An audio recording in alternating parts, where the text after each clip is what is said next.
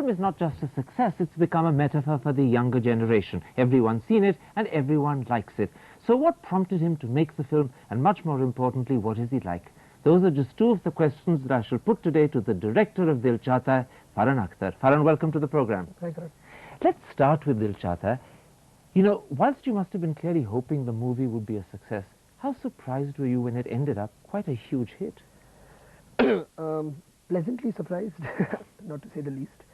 No, very happy. There were a lot of people who went out on a limb and did this film, because it's not a very mainstream format movie. I mean, it does have mainstream elements, but it's not a formula film. It's not assured to bring you success, which is what many people in the industry do want, especially when their face goes up on a hoarding. So I was really happy for the crew, I was really happy for the cast, that at the end of the day it all paid off for them, their belief and their effort. They were in a sense taking a gamble on you, weren't they? Most definitely. I think they had no reservations whatsoever about the script, which was a great thing.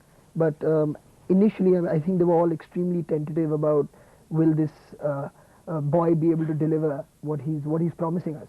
And that's what really makes me the happiest now, is when all this has happened, and with the awards, with whatever's come our way, it's kind of retribution on that front. Let's start with the story. I gather that the outline actually emerged out of a diary that you used to keep. No, actually it was a diary being written specifically for this kind of a thing. It was a little collection of like memoirs, if you want to call them that, of just incidents, friends going down to Goa, doing things that I was writing down, and I thought I'd just make copies and give it to friends, and then 20 years, 25 years from now, regardless of where we are with our jobs, we can always read this one little handbook, if you want to call it that, and have a laugh.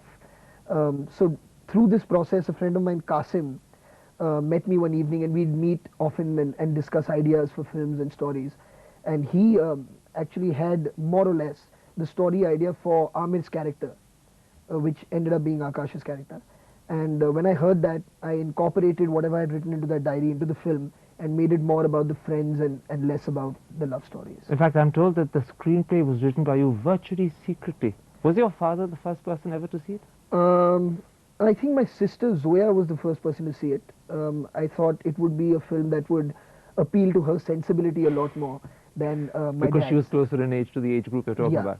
So I thought she's a writer as well, and so I thought I'd bounce a lot of stuff off her before I showed it to my dad and my mom. I pretty much showed it to them simultaneously. What did he say when he saw it? He was, I think one of the first few things he said, okay, now it's pretty clear that you can write. And he had a few structural problems with the film, but I personally don't think that there is any one form of structure to storytelling. And but so you disregarded his advice? No, not all of it. There were certain things which made a lot of sense. Like he, in fact, told me that the Akshay Dimple love story, initially when I had written it, was bang in the middle when Akshay is already in love with her. So he was like, don't start that then, because it's a very delicate relationship, and people need to see how it's evolved and become this. Particularly because of the age difference between them. So that was very great advice. So I took that and I went back and started reworking that track. So there were lots of things like that he suggested. Some I incorporated, some I didn't. Now the interesting thing is, your friends say that originally you didn't actually intend to direct the film yourself, but they say you became so possessive of your characters you wouldn't trust anyone. Right, I think that happened because of that diary more than anything else. There were incidents that I know have happened. There were some just inspired from those incidents, and I knew how I wanted them treated, you know, and I felt that if I gave it to somebody, I don't know if I would be able to explain to them what they should be doing, as opposed to just knowing what I should do with it. So I decided to do it myself. And it wasn't just scripting, and it wasn't just directing, you also actually wrote the dialogues. In a sense, was that the most challenging part? I think there were different challenges along the way. Writing dialogue definitely is, it's not as easy as it seems, but then again the language spoken was language that I'm very close to, which is very urban Bombay Hindi. and I did not want the characters speaking a language that I would not normally speak, because it wouldn't seem real to me if they did that, which is why I wrote him. In fact, he's been praised on that count. Everyone says the nicest thing, or one of the many nice things, is that the language is everyday language, is the language we speak. But is that easier to achieve, or is that actually more difficult? See, according to, this is the only thing I've ever written in terms of dialogue, so it was easy for me to do on that level. I don't think I'd be able to script dramatic dialogue. I'm a lot more comfortable just scripting normal everyday talk, if you want to call it that. But Dad said that it's more difficult to write this kind of dialogue than it is to write dramatic dialogue. Being natural is the most difficult thing, in other words, isn't it? It is tough to be natural. Now, you mentioned a moment ago that, in a sense, so many of the people involved with the film had taken a gamble on you. One can understand the three male stars, because they're so much closer to you in age. But did you have a problem persuading Dimple Kapadia? I wouldn't necessarily call it a problem. She was being extremely selective about her work. She hadn't done a film, I think, for a year and a half, if I'm not mistaken. When I wrote it, I was just so convinced that Tara had to be Dimple and it could not be anybody else.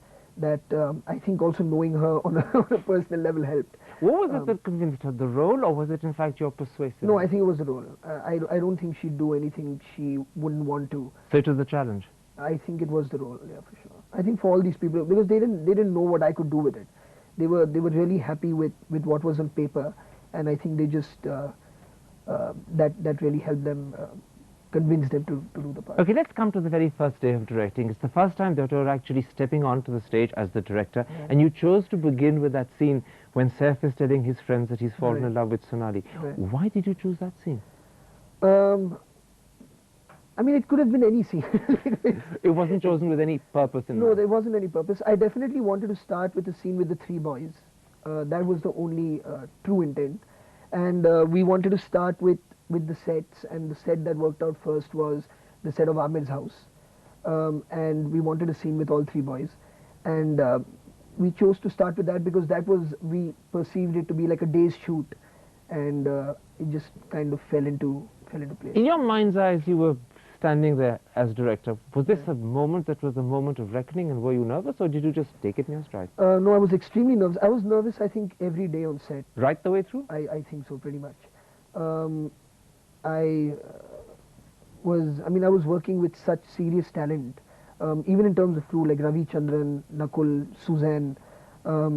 It was very frightening being there. And was it the money that was at stake that made you nervous, or was it your consciousness of your own inexperience? Right, it was that. It was the fact that I did not want to let these people down, and I was so afraid that I might, unknowingly, that it really made me nervous. So you had an enormous weight on your shoulders all the way through? Right, an enormous weight on a car with the engine running out.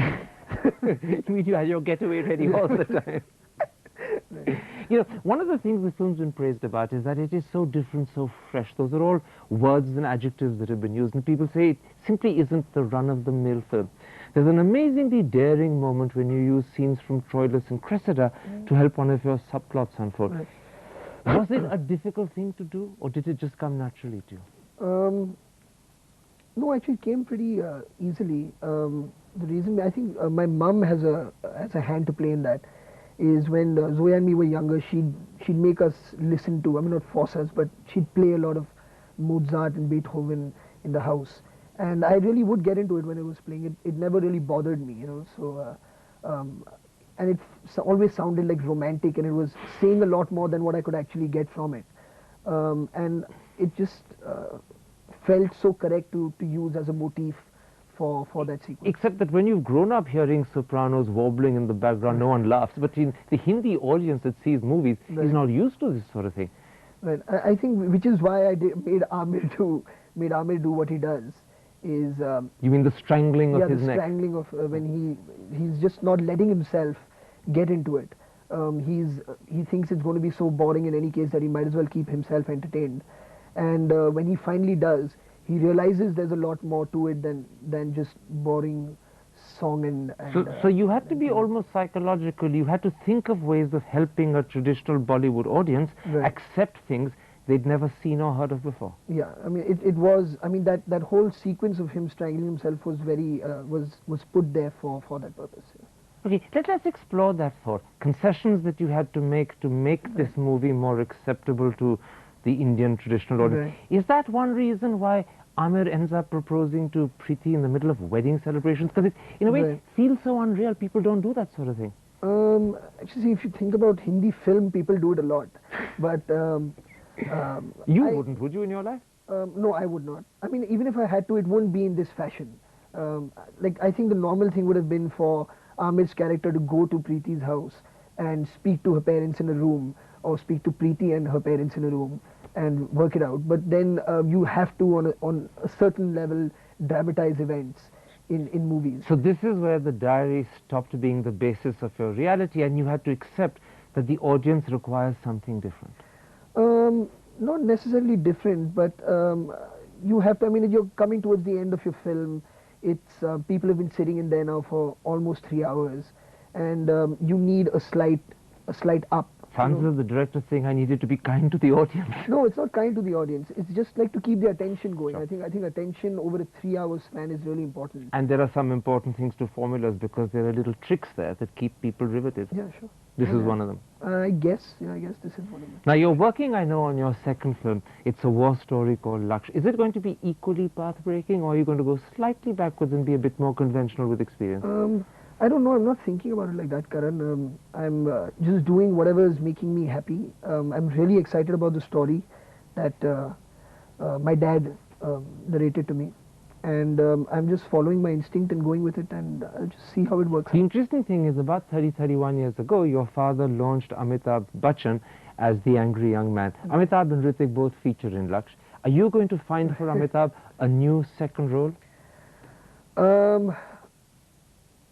I don't know. I haven't thought of it ever like that before. It's a really important part in the film, and it requires an actor with a very serious personality and command. And when you look at this character in the film, you have to like be in awe of this character. And he just, in terms of his image, in terms of the way he looks, just fits it perfectly. When does Laksh hit the screen? Because I know you haven't yet begun work on it Right. fully, have you? No, it'll be out. I think it'll release in 2004, maybe June. I think 2004. So you're giving yourself time, you're pacing yourself. Yeah, I'm starting in April of next year. I mean, after Dil Chahta Hai was done for a year approximately, I had no clue till now. I mean, like till around maybe 2 or 3 months ago, I had no idea what film I wanted to make next. And now this has come along, so I'm just taking it as it comes. Let's take a break. And I want to come back in part 2 and talk not about the director, but about the young man who actually, in a strange way, made history by creating a film that could very possibly change the way we perceive cinema. We'll be back in a moment's time. Don't go away. Welcome back. My guest is one of India's youngest film directors, Farhan Akhatar. Farhan, let's talk about yourself. You were born about the time your father was working on films like Diwar and Zanjeer. What Right. sort of childhood did that make for? Hectic. There were always film people in the house. I just remember, I mean, like when I think of my childhood at home, I only think of film people. There were always film people because they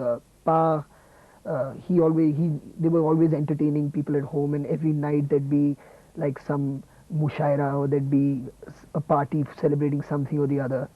And yeah, it was. He says that you were a narcissistic child who was madly fond of caps. Yeah, I was very fond of caps. I remember this one red and white striped cap that I wore for the longest, and I don't know about narcissism really, but yeah, I was into caps. I was pretty much. And you'd go around with this Walkman listening to Sholay dialogues all day. Oh my God, yeah. The Sholay, yeah, that death scene really. I mean, it used to get me every time.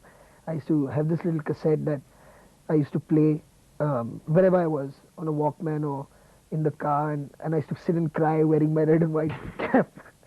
Dads, of course, tell amazing stories about their sons. Another one that he tells is that you would be the entertainer at school. You were always telling people stories, and your favorite ones always had helicopters in them. Right. Yeah, I think he was being kind by saying I was making up, so I was a huge liar, I think. I think it was kind of preparing me for the job that was to follow. But yeah, I used to make up a lot of stories. What was this about helicopters? I used to tell kids in my school, my classmates in school, that I come to school in a helicopter, and the helicopter drops me off on the roof. And they fell for it. And they fell for it, and they all went home and cried and told their parents that even we want a helicopter. And the parents called the principal and complained, and I was called in, my parents were called, and they were like, he's a liar. And I was like, I'm not a liar, I'm only a fooler. I'm just a creative genius. I was like, I'm only a fooler, actually. But in fact, as you say, acting and directing was very much a part of your life at school. Because is it true that your dad would write plays and you would direct them in school? Yeah, actually, I was forced pretty much by other schoolmates to do that. Because I mean, they were exploiting your dad. no, yeah, they were like, listen, we have to do a play for Independence Day, so just ask your dad, like, over tea to like write a little play. Won't, like, he doesn't have to think too much.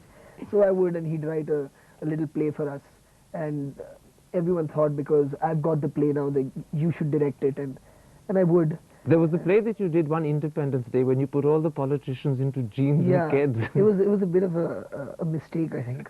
Where I mean, the play was great, but at the end of it, there was a little critique from one of the judges who said that the play was good, performances were amateur, but they're all wearing denim jeans, these freedom fighters. So like, oh, a little more research the next time, perhaps.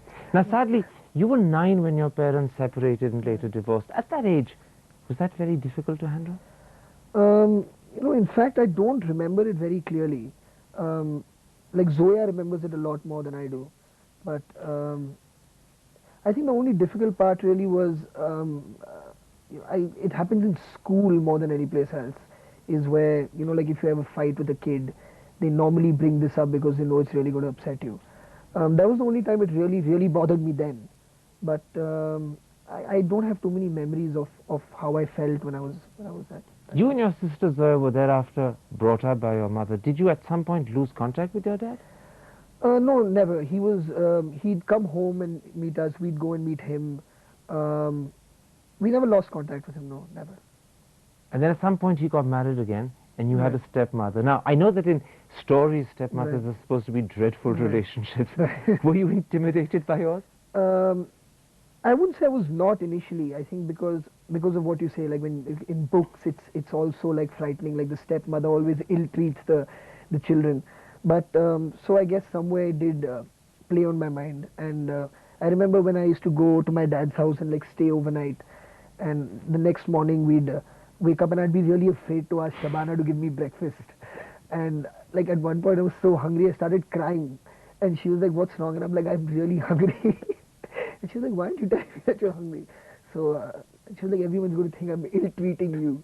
And I was like, "No. Just like, but now it was all in my mind. Instead of her being nasty to you, you gave her a complex. Yeah, in fact, actually, I think that's what happened. Yeah. Now, when it came to time to go to college, I gather that you preferred to sit at home and watch movies. Is that because you didn't want to study, or because you were already seriously into films? I think it was a combination of both, really. I just remember I finished my HSC exams, and then I started doing like the my BCom, and it was just not interesting to me. I was just feeling like, why am I doing this? There's absolutely no reason. There's no interest in it for me. So you were opting out in a sense. I was opting out, and I didn't even know, like in terms of work, what I wanted to do. I was just at a very confused stage in my life, and the only outlet I thought would be sitting and watching movies, so I don't have to think about what it is I want to do. So your life, in a sense, was very similar to that of Sid, Sameer, and Akash. Pretty much, yeah. I was very hopeless at that point, I think. It didn't last very long. I gather your mother got very upset one day and insisted that you go out and find a proper job. It did last long. It was approximately 1.5 to 2 years, where I just I'd be out at night. I'd wake up late. Mom and Zoya would head off to work, and I'd just be zoning in front of this television, and they'd come back, and I'd still be there. And I think it pretty much got to them after like 1.5 years. They were extremely tolerant, you must admit. Yeah, and Mom said, "Listen, like this is enough. You're not going to college. You're not working. So either you start going back to college now, or start working, or like, like Tata Cheerio. I She think. gave you an ultimatum. Yeah, it was quite a severe ultimatum. You said in your interviews that of all the different bits of training that you did, it was the 3 years you spent in the mid-90s with Adi Pocha at Script Shop that really was the most useful. Why? I think the way Adi lets you work is extremely useful to what it is you want to do. He, from the day I joined, he never holds you by the finger and like teaches you the ropes, or He lets you make your mistakes? he lets you make your mistakes, and then I mean, if you've even made them with conviction, he'll understand that why you made them. He won't like yell at you for no reason. He'll understand. I mean, obviously he'll tell you, okay, go back and do it again, or get it changed. But he just throws you into the deep end and he lets you figure it out yourself. So how much of the Farhan Akhtar sitting in front of me today, the famous director, is actually a creation of those 3 years? I think he has really, I mean, those 3 years really more than anything else have enabled me to make decisions for myself, regardless of whether they're right or wrong. And to stand by them. And to stand by them, and that's so. Sounds as if he gave you confidence. He did give me confidence. Definitely, working at Script Shop gave me a lot of confidence. In 1999, you met and got married to your wife, Aduna. Is she your Pooja or is she your Shalini? Oh my God, she's my Aduna. That's what she is. She's none of those two. She's just. You have a young 2-year-old daughter, Shakya. Are you a doting father? I'm as doting as she lets me be. I mean, she's. I mean, she holds her daddy at a remove. She's extremely sure of who she wants to be with, when she wants to be with them, and when she doesn't want to be with you. You know everything, and she's just amazing. I mean, I do everything now that I do for her. I want her to be really proud of her father. How long is she going to be an only child? I haven't given much thought just yet, but I don't know. So when I think about it, I'll come back on your show and let you know. Because there's a lovely story that Shakya was born about the same time as DCH was happening, and you chose to give DCH preference. No. She was born a week into the Dil Chahta Hai shoot, and I mean, like, really, like, God bless Aduna. She handled it extremely well. She knew that my priority had to be with the film, and it was an extremely difficult time for her, and she needed all the support she could get from me, and I gave her as much as I possibly could, because making a film is so tiring. You come back home, you want to just go to bed and wake up fresh the next day, and she was of amazing help. Farhan, a pleasure getting to know you. Thank you for a wonderful interview.